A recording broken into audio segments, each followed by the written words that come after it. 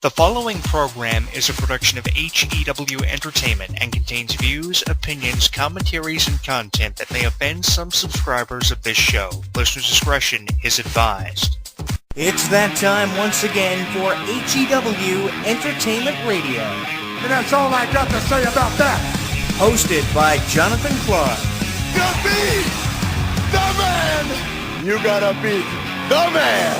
Whoa. Be sure to join us in the live chat room during the show. Hulkamania is running wild like it's never ran before. Call us on one of our request lines. If you live in the United States, call us at 1-641-985-7800, box number 3729288. If you're from Canada and would like to call us from 1-647-724-4194, box number 3729288. Long distance charges may apply in some areas. I've been the world heavyweight champion 10 times. Or you can always drop us a line at MySpace, myspace.com/HEW Entertainment. And you will rest in peace. Emailing us works for you too. Email us hewwrestling@hotmail.com. I am a wrestling god. JBL. JBL. And now, without any further ado, here is your host of HEW Entertainment Radio on the official website of HEW Entertainment, Jonathan Clarke. The champ is here.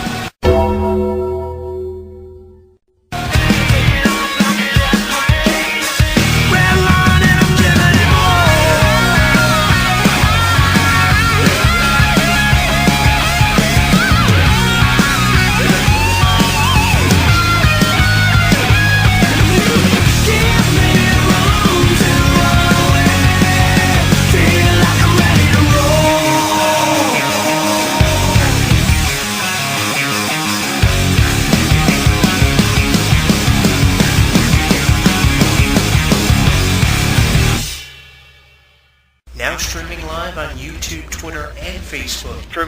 YouTube, Twitter, and Facebook. HEW Entertainment Radio is inviting you to comment on our video blogs, join the conversation, and like us. So what are you waiting for? Log on and listen now.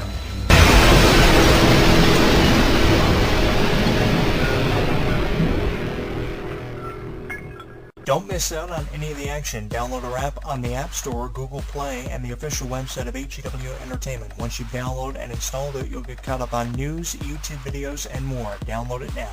It's a shameful thing, lost her head.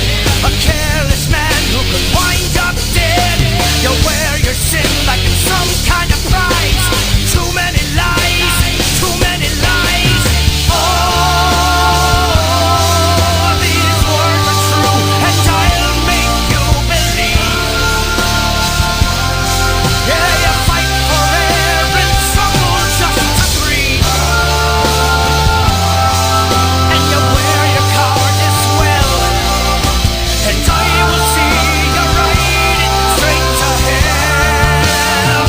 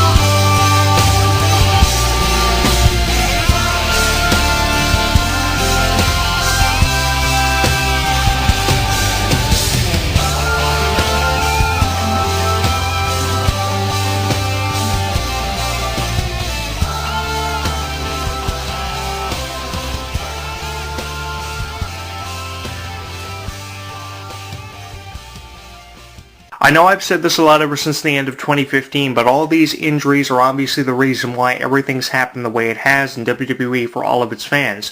And it's become very apparent to me the pushing of the League of Nations. Really proud and happy in both ways that they finally put the League of Nations right back where they belong, where they first started off in the main events with people like Roman Reigns and Dean Ambrose. In the fallout of Survivor Series, when Sheamus won that championship, I said finally they're going to do something with Sheamus's character as the Hawk. Sheamus was never really a big fan of the Hawk, was more of a fan of the fan favorite Sheamus with the growed out hair, the whole beard, the whole Celtic warrior idea.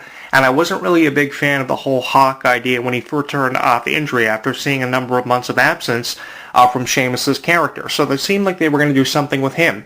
But ultimately what it was done for was to hype up for Roman Reigns winning his first meaningful championship in WWE. They took the title off of Sheamus in no time, and it seemed like the League of Nations were just having no purpose in their WWE careers. And now finally, they put the League of Nations right back where they belong, which is something that I'm really proud of. Let's first start with King Barrett, a guy who wins last year's King of the Ring tournament exclusively on WWE Network. It seemed like there was so much promise with his character, and what were they really doing with King Barrett? Putting him in editions of main event in the first match of the night in a program with R-Truth, which is something you really don't want to see happening for your King of the Ring award winner. Back in 1996, 1997, when Stone Cold Steve Austin won the prestigious King of the Ring title on pay-per-view, you didn't see Stone Cold Steve Austin in matches with the likes of Bob Sparkplug Holly. What you saw Stone Cold Steve Austin doing was immediately he went to the main event level and he challenged people like Bret Hart.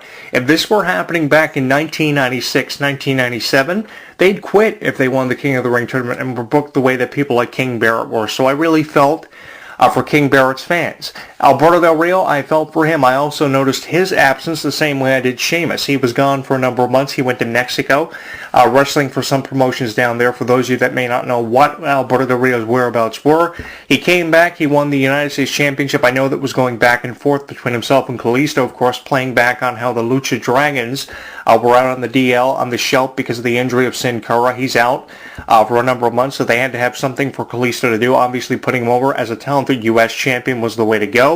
But they brought Alberto Del Rio back, and they gave him something to do by having him defeat John Cena and win the U.S. title, calling it Mex America, referring to Mexico and the United States becoming one country. Of course, Zeb Coulter helping him out, being his manager, the way he did for Jack Swagger when Jack Swagger first made his return a number of years ago. So now, what we are also seeing now is something also being done with Rusev, also because of how he was punished last year, because of how his engagement with Lana was published on TMZ.com. When that first came out, WWE punished him by having him lose to Ryback in 3 minutes. Was really pissed off over that. So out of the 4 individuals that I'm the most proud of, it probably would be Rusev if you were kind of trying to decipher which one I was proud of the most. Because it seemed like they were really punishing Rusev for no fucking reason. And that really frustrated me. I can't tell you how much that really frustrated me. So finally, along with Rusev and Sheamus finally being given the benefit of the doubt and King Barrett, and along with Alberto Del Rio, these 4 individuals are back in the main event the way they should be, being booked against people like Roman Reigns and Dean Ambrose. Let me take you back to last Monday on Raw, which is a main event in particular that kind of stands out. You had Roman Reigns and Dean Ambrose facing, I think, Rusev and Sheamus in the main event of Monday Night Raw. The same night The Rock returned and was in a promo with Rusev and Lana, bringing up their engagement the way The Rock always has a tendency to do. But the same night Rusev was in the main event, and he was phenomenal until he was pinned, I think, by Roman Reigns in the spear. The thing is, it was a main event, the League of Nations lost, but it does indicate to me they have a promising future, especially in the fallout of the 2016 Royal Rumble, the way they pulled Roman Reigns out of the ring, which eventually led to his elimination. He returned off the beatdown the League of Nations administered to him. He came back for the majority of the Royal Rumble before being eliminated by Triple H, who was the surprise number 30 entry. But the thing is, they paid dividends to the Authority, and they really catapulted themselves beyond superstardom because what they did at the Royal Rumble, pleasing the McMahons, and because they pleased the McMahons and impressed millions of fans all over the world at the Royal Rumble, they are right back in the main event. And I see that being the way things are going to go for the League of Nations right through to WrestleMania. If none of this would have happened in WWE in the way of the injuries of people like John Cena and Randy Orton, probably what we would be seeing would be John Cena captaining a team which probably would have Randy Orton on it, against the League of Nations, of course, following through with everything that happened between Cena and Del Rio ever since last October, when Del Rio returned and cost John Cena his United States Championship in the John Cena U.S. Open Challenge. That would fit perfectly with WrestleMania, probably John Cena and Randy Orton along with the Usos facing the 4 members of the League of Nations. That initially was the way I thought things were going to go, but because they had to go